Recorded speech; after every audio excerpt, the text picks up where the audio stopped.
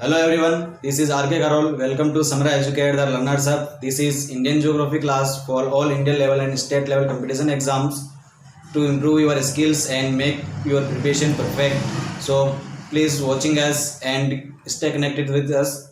So let's begin the class. तो friends, Bharat के भौतिक स्वरूप में आज का हमारा टॉपिक है समुद्री तटीय मैदान। यानी कि भारत के जो तटीय रेखा है, भारत की जो तटीय रेखा है उसके समीप या उसके समांतर जो मैदान स्थित है उनको हम भारत का तटीय या समुद्री तटीय मैदान कहते हैं।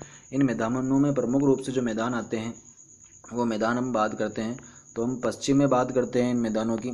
तो पश्चिम में ये स्टार्ट होता है गुजरात में काठियावाड़ के मैदान से, उसके बाद में इधर कोंकण का मैदान आ जाता है, फिर मालाबार आ जाता है, फिर इधर आपका कोरामंडल तट आ जाता है और इधर उत्तरी सरकार तट आ जाता है। यानी कि ये जो आपका एरिया है ये उत्तरी सरकार तट है। और उत्तरी सरकार तट के अन्य विभिन्न यानी छोटे छोटे अलग भाग भी हैं जिनको जैसे हम आंध्रा का तटीय मैदान कह सकते हैं या उत्कल तटीय मैदान कह सकते हैं।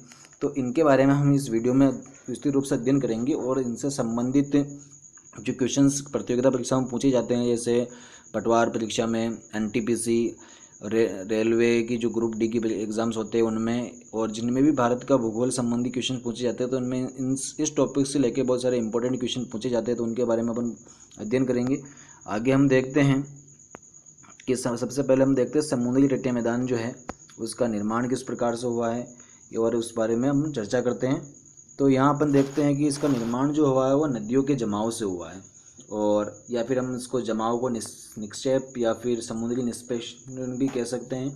ये जो है कहाँ से कहाँ तक फैला हुआ, तो अभी अपन ने देखा है कि ये अरब सागर के सारे पश्चिम से लेकर इधर अपन बंगाल की खाड़ी के सारे ये कहाँ तक फैला हुआ है, पूर्व और पश्चिम तक फैला हुआ है। यानी कि हम बात करें गुजरात से लेके हम नीचे आवे दक्षिण की तरफ तो अरब सागर के सारे ये तमिलनाडु तक है या केरल तक है। फिर वहाँ से तमिलनाडु से लेकर हम बात करें वापस तो ये कोलकाता या पश्चिम बंगाल तक विस्तृत है।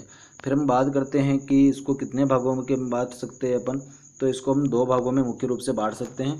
ठीक है, तो इसको हम बांट सकते हैं पश्चिम तटीय मैदान और पूर्वी तटीय मैदान के रूप में बांट सकते हैं। तो आज हम जो है सबसे पहले बात कर लेते हैं पश्चिम के तटीय मैदान की। तो इसको हम देखते हैं, डिटेल से देखेंगे अच्छे से। तो पश्चिम तटीय मैदान जो है उसको हम किस प्रकार से देख सकते हैं या किस प्रकार से पढ़ सकते हैं। तो ये क्या है, सबसे पहले कि स्थित किस प्रकार से या इसकी अवस्थिति किस प्रकार से। तो पश्चिम तट जो है वो पश्चिमी घाट और अरब सागर के बीच एक संकीर्ण मैदान है, यानी बहुत छोटा या हम कह सकते हैं नैरो फील्ड प्लेन है, बहुत संकीर्ण फील्ड है। फिर हम बात करते हैं कि इस मैदान के भाग कौन कौन से हैं।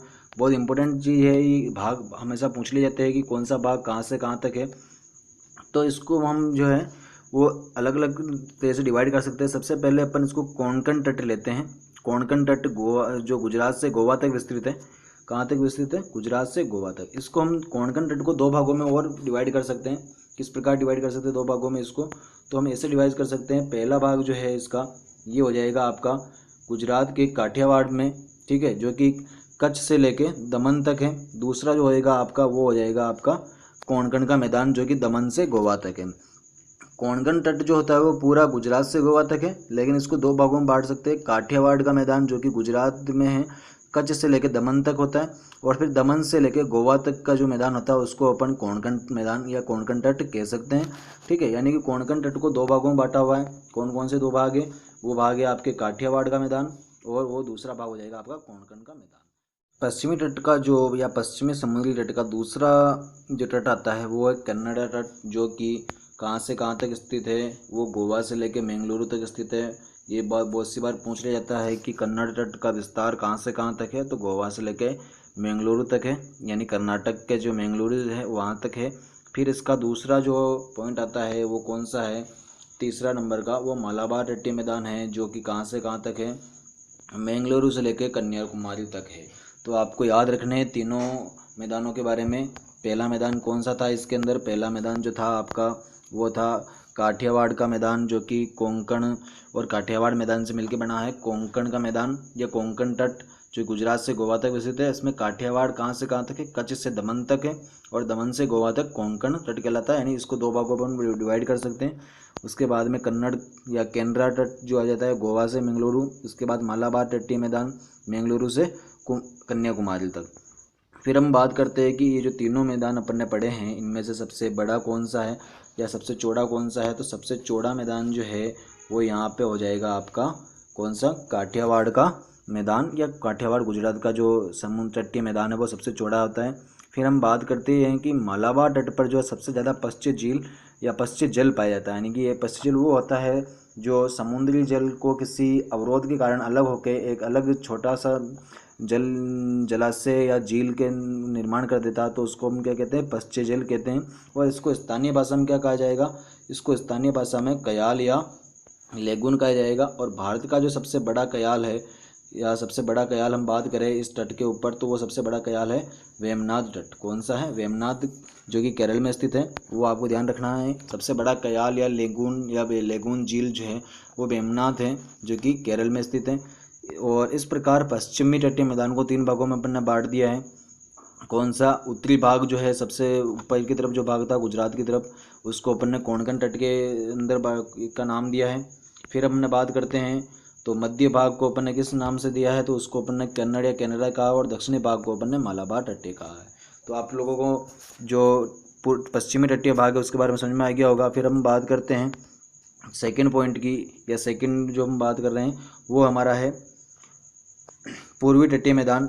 ठीक है, पूर्वी तटीय मैदान का विस्तार कहाँ से कहाँ तक मिलेगा आपको, तो पूर्वी तटीय मैदान का विस्तार हमें मिलेगा बंगाल की खाड़ी के साथ विस्तृत मैदान। ये मैदान चौड़ा और समतल है। यानी कि वो जो पश्चिमी मैदान है वो थोड़ा इतना चौड़ा नहीं है, संकीर्ण मैदान है, लेकिन ये उसकी अपेक्षा चौड़ा भी है और समतल भी है। तो ये आपको अंतर रखना है कि पूर्वी तटीय मैदान जो है वो पश्चिमी मैदान की तुलना में ज़्यादा चौड़ा है और समतल है। उत्तरी भाग में इसे उत्तरी सरकार कहा जाता है। अभी जैसे मैप में मैंने बताया था, तो इसको उत्तरी भाग में क्या कहा जाएगा, उत्तरी सरकार कहा जाएगा। और दक्षिणी भाग में इसको कोरामंडल तट के नाम से जाना जाता है। ये मोस्ट इंपॉर्टेंट चीज़ है कि पूर्वी तटीय मैदान का जो उत्तरी भाग है उसको उत्तरी सरकार के नाम से और दक्षिणी भाग को कोरामंडल तट के नाम से जाना जाएगा। बहुत सी बार सीधे सीधे क्वेश्चन पूछे जाते हैं इनमें। फिर हम बात करते हैं कि जो बड़ी नदियां है, भारत की जितनी बड़ी नदियां है वो इधर ही आपको दिखेगी। सबसे बड़ी नदी है जैसे महानदी, गोदावरी, कृष्णा, कावेरी, इस तट पर विशाल डेल्टा का निर्माण करती है। ये जो आपका तट है कौन सा, उत्तरी और कोरामंडल तट, उत्तरी सरकार। ठीक है, तो ये जो है ये इन तटीय मैदानों के ऊपर जो है बड़ी नदियाँ जो है गोदावरी, महानदी, कृष्णा, कावेरी, इस पर जो है विशाल डेल्टा का निर्माण करती है। फिर हम बात करते हैं तो इसके दो भाग हैं मुख्यतः। अभी मैंने बता दिया आपको कौन कौन से भाग है, उत्तरी सरकार है और फिर हम बात करेंगे तो दूसरा कौन सा आ जाएगा, कोरामंडल तट आ जाएगा। उत्तरी सरकार और कोरामंडल तट। ठीक, अब उत्तरी सरकार का विभाजन कुछ इस प्रकार किया गया है। देखो उत्तरी सरकार का मैदान कहाँ से कहाँ तक, तो कृष्णा नदी के डेल्टा से लेकर ऊपर की ओर गंगा ब्रह्मपुत्र तक के डेल्टा तक है। यानी कि हम बात करें तो साउथ में जैसे हम चलेंगे तो कृष्णा नदी के डेल्टा से स्टार्ट करके हम उत्तर में गंगा ब्रह्मपुत्र के डेल्टा तक जा सकते हैं। या फिर हम यूँ बात करें तो उत्तर में गंगा ब्रह्मपुत्र के मैदान से लेकर दक्षिण में हम कहाँ तक जा सकते हैं, कृष्णा नदी के डेल्टा तक जा सकते हैं। उसके बाद में कृष्णा नदी के डेल्टा से कन्याकुमारी तक का जो आपका तट आता है उसको अपन कोरामंडल तट के नाम से जानते हैं। फिर हम बात करते हैं तो उत्तरी सरकार के कई अलग पार्ट हैं, जैसे अभी अपने मैप में देखा था तो उन पार्ट्स को अपन पढ़ लेते हैं। तो हम दक्षिण से स्टार्ट करते हैं। दक्षिण में जो है कृष्णा नदी है, वो कृष्णा नदी से लेके आपके गोदावरी नदी तक का जो आता है, क्षेत्र आता है, उसको अपन किस के अंदर लेंगे, उसको अपन गोलकुंडा तट के अंदर लेंगे। यानी उसका हम नाम दे सकते हैं गोलकुंडा तट। फिर गोदावरी से लेकर महानदी का जो डेल्टा आता है उसको अपन क्या नाम दे सकते हैं, उसको अपन आंध्रा तट के नाम दे सकते हैं, आंध्रा तट या आंध्र तटीय मैदान। और फिर महानदी से लेकर गंगा ब्रह्मपुत्र का जो मैदान आता है उसको अपन कह सकते हैं उत्कल तटीय मैदान या उत्कल तट। ठीक है, तो इसको उत्तरी सरकार तट के तीन भाग कर दिए अपन ने। कौन कौन सा है, कृष्णा नदी से गोदावरी नदी तक गोलकुंडा तट, गोदावरी से महानदी डेल्टा तक जो आएगा आंध्रा तट, और महानदी से गंगा ब्रह्मपुत्र तक का जो एरिया हो जाएगा उसको अपन कह देंगे उत्कल तट। फिर हम बात करते हैं कोरामंडल तट की, जो इसका सेकंड तट है या तटीय मैदान है। तो इसमें आता है सबसे बड़ा क्षेत्र है, ये क्षेत्रफल की दृष्टि से जो है सबसे बड़ा क्षेत्र है। इसके साथ ही ये दक्षिण भारत का गौरव कहलाता है। ये मोस्ट इंपॉर्टेंट चीज़ है कि दक्षिण भारत का गौरव कौन कौन कहलाता है, तो कोरामंडल तट कहलाता है। और ऐसा क्यों है, क्योंकि ये एकमात्र ऐसा तट है जो कि दक्षिण पूर्वी किससे दक्षिण पूर्वी और उत्तर पूर्वी दोनों मानसून से वर्षा प्राप्त करता है। यानी दक्षिण पूर्वी, पश्चिम और उत्तर पूर्वी दोनों मानसून से वर्षा प्राप्त करता है, इसलिए हम इसको भारत का गौरव कहते हैं या भारत का रूर कहते हैं। फिर हम बात करते हैं आगे, तो चिल्का झील जो है वो इसी प्रकार इसी तट पे स्थित है, जिसका चिल्का झील जो कि भारत में खारे पानी की सबसे बड़ी झील है। आप लोगों को पता है कि चिल्का झील जो भारत की सबसे खारे पानी की बड़ी झील है, ठीक है। और ये कहाँ स्थित है, तो ये महानदी, उड़ीसा में महानदी डेल्टा के दक्षिण में स्थित है। और इसके अलावा चिल्का झील जो पूरी पुलिकट झील, चेन्नई और कोलोरू झील भी इसी तटीय मैदान पर स्थित है। यानी कि जो आपका पश्चिमी तटीय मैदान, पूर्वी तटीय मैदान जो है उन इधर ही स्थित है। फिर हम बात करते हैं भारत के प्रमुख बंदरगाह। तो भारत के प्रमुख बंदरगाह दोनों तटीय, पहले अपन पूर्वी तट की बात कर लेते हैं जो अभी अपन ने जस्ट की बात की है। तो इस पे कौन कौन से बंदरगाह आते हैं, तो इस पे आपके बंदरगाह आते हैं, एक तो पारादीप आता है जो कि आपका उड़ीसा के अंदर होता है। फिर आपका कोलकाता आता है जो कि पश्चिम बंगाल में पड़ता है। फिर हम बात करें यहाँ पे तो विशाखापट्टनम आंध्र प्रदेश में आ जाता है। तुतीकोरन, एन्नौर और चेन्नई, ये तीनों बंदरगाह जो है वो आपके किस में आएंगे, तमिलनाडु में आएंगे, ठीक है। फिर हम बात करते हैं पश्चिमी तट के प्रमुख बंदरगाह कौन कौन से हैं। तो पश्चिमी तट के प्रमुख बंदरगाह जो है उसमें अपन बात करते हैं, तो यहाँ आ जाएगा आपका कांडला जो कि गुजरात में है, मुंबई जो महाराष्ट्र में है, मुर्मू गोवा जो कि गोवा के अंदर स्थित है, बेंगलुरु जो कर्नाटक में स्थित है, कोच्चि केरल में स्थित है, और नाहवा सोवा जो कि महाराष्ट्र में स्थित है। ये आपके प्रमुख बंदरगाह जो है दोनों तटीय मैदानों पे कौन कौन से बंदरगाह है वो आ जाते हैं। इनको हम मैप की सहायता से देख सकते हैं यहाँ पे, ठीक है। तो मैप को मैं छोटा करके थोड़ा मिनिमाइज करके बता देता हूँ कि कौन सा बंदरगाह किस प्रकार से, जैसा पेपर ने पढ़ा है। तो हम यहाँ देखते हैं कि हमने पढ़ा है कि पश्चिमी तट, तो पश्चिमी तट के बारे में सबसे पहले देख लेते हैं कौन कौन से आ रहे थे। तो पश्चिमी तट पे दो आ रहे हैं। सबसे पहले गुजरात के अंदर जो है वो कांडला और वेडिनार, उसके बाद में आपका महाराष्ट्र में आ जाएगा मुंबई, उसके बाद में नाना सेवा जो है वो आपका महाराष्ट्र मुंबई में आ जाएगा, ठीक है। उसके बाद में मुर्मू गोवा जो है गोवा में आता है आपका। उसके बाद में मैंगलोर जो है वो आपका कर्नाटक मैंगलोर में पड़ जाएगा। कोच्चि ये आपके केरल में पड़ जाए स्थित है, ठीक है। तो ये हो गए, ये जो है ये आपके कौन से तटीय हो गए हैं, ये आपके पश्चिमी तट के जो जितने भी आपके बंदरगाह है, पोर्ट है इम्पोर्टेंट, वो सारे इसमें आ जाते हैं। फिर हम बात करते हैं, तो इधर हम देखते हैं जो है पूर्वी तट, उसमें सबसे पहले तुतीकोरन आता है जो कि आपके तमिलनाडु में है।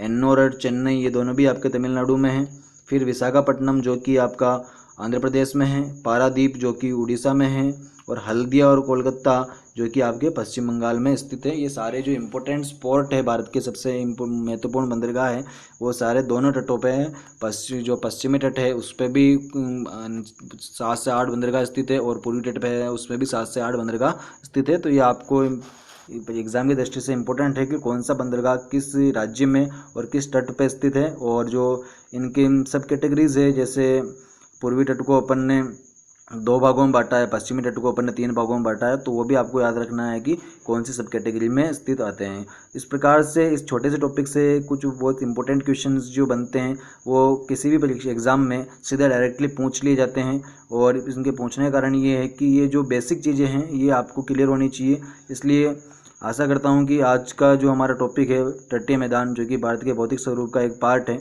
आपको समझ में आया होगा और आपको बहुत ही अच्छा लगा होगा ये वीडियो देख के। अगर आपको ये वीडियो अच्छा लगा है और ये वीडियो आपके ज्ञान में वृद्धि करता है तो प्लीज़ लाइक और शेयर करें, तथा जिन लोगों ने अभी तक हमारे चैनल को सब्सक्राइब नहीं किया, प्लीज़ चैनल को सब्सक्राइब करके बेल आइकन को जरूर दबाएं।